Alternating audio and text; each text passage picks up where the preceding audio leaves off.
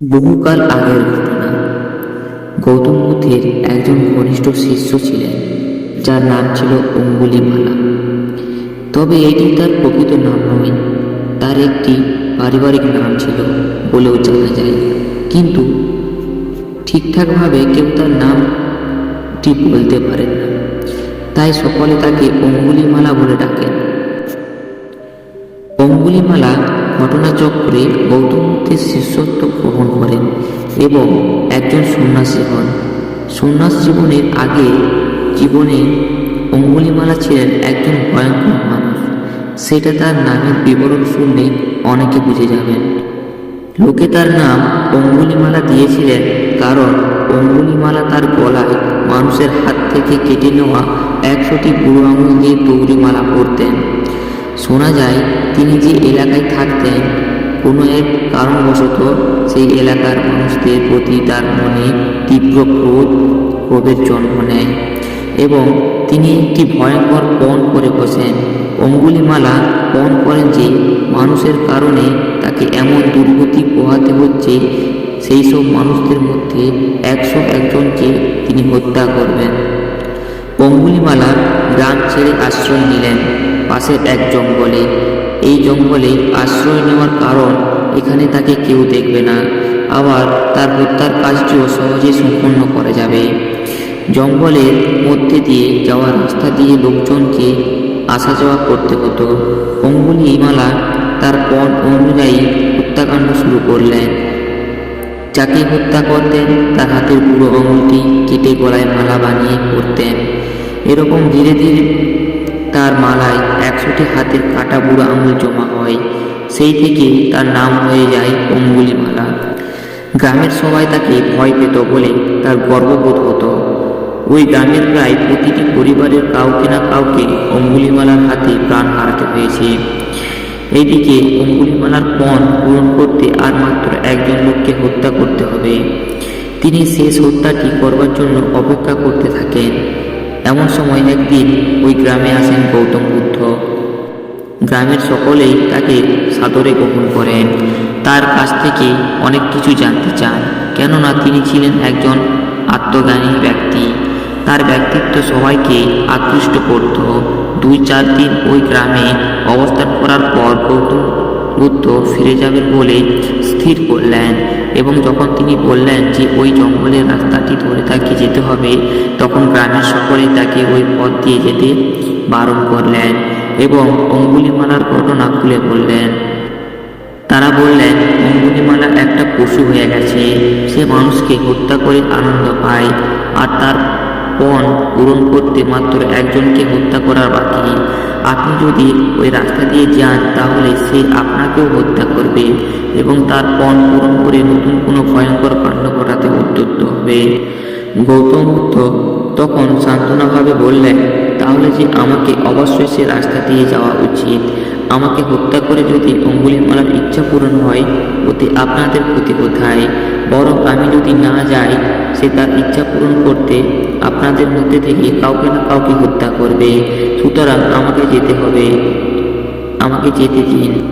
গ্রামের সবাই গৌতম বুদ্ধকে বারবার বারণ করা সত্ত্বেও তিনি জঙ্গলের ওই রাস্তা দিয়ে চলে যান।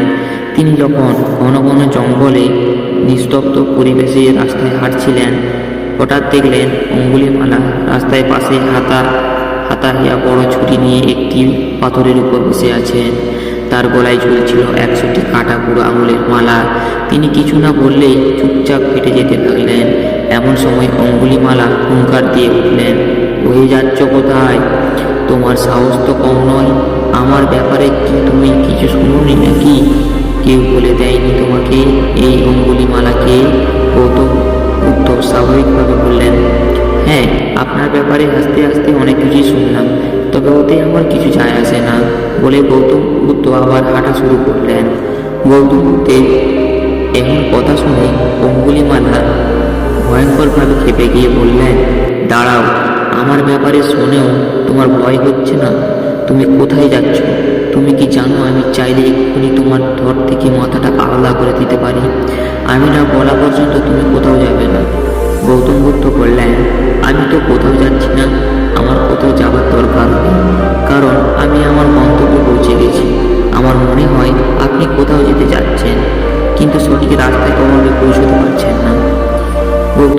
কথা শুনে অঙ্গুলিমালা আরও খেপে গেলেন আর বললেন, তুমি তো আচ্ছা পাগল লোক দেখছি।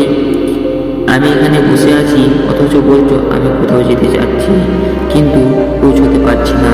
এদিকে তুমি হেঁটে হেঁটে চলে যাচ্ছ, তবু বলছো তুমি কোথাও যাচ্ছ না, পৌঁছে গেছো।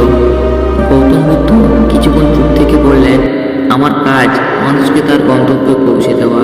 আপনার যদি মনে হয় আমাকে হত্যা করে আপনি আপনার মনের ইচ্ছা পূরণ হবে, তাহলে নির্দ্বিধায় আপনি আমাকে হত্যা করতে পারেন।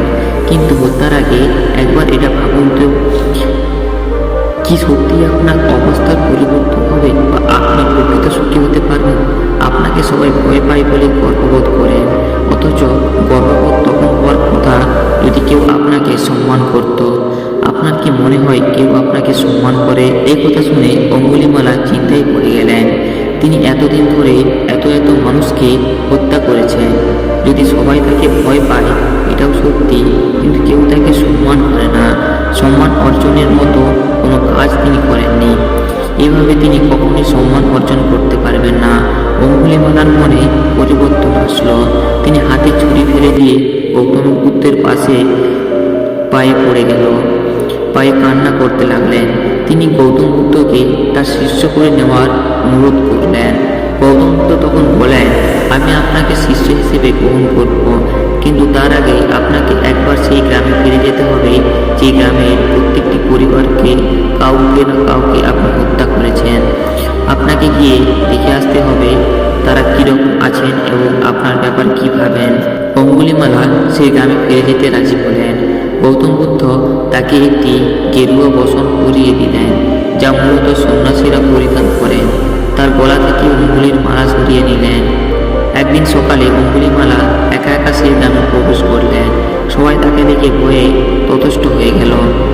গ্রামে ছড়িয়ে পড়ল, অঙ্গুলিমালা এসেছে, অঙ্গুলিমালা এসেছে, নিশ্চয় সে গৌতমাকে হত্যা করে ফেলেছেন। সবাই ভয়ে করে দরজা জানালা লাগিয়ে দিল। কিন্তু কিয়ৎক্ষণ পরে অঙ্গুলিমালাকে শান্ত স্বভাবে দেখে সবাই কিছুটা অবাক হলেন। তারা বাইরে বেরিয়ে এলেন এবং সবাইকে অঙ্গুলিমালার উপর আক্রমণ করে বসলেন। ইট পাথর মাটির ঠেলা তার দিকে ছুঁড়ে মারতে লাগলেন, কিন্তু অঙ্গুলিমালা কিছু করলেন না, কিছু বললেন না, সহ্য করে গেলেন। তার অবস্থা যখন খুব শোচনীয়, তখন গৌতম বুদ্ধ এসে হাজির হলেন এবং সবাইকে থামতে বললেন। সবাই তখন অবাক হয়ে বলল, আপনাকে আমরা আমাদের প্রভু জ্ঞান করি। আমরা ভাবছিলাম যে বোধহয় আপনাকে হত্যা করে ফেলেছে। আপনি কেন এই নিষ্ঠুর বর্বরকে বাঁচাতে চাইছেন? একে মেরে ফেলাই তো উচিত।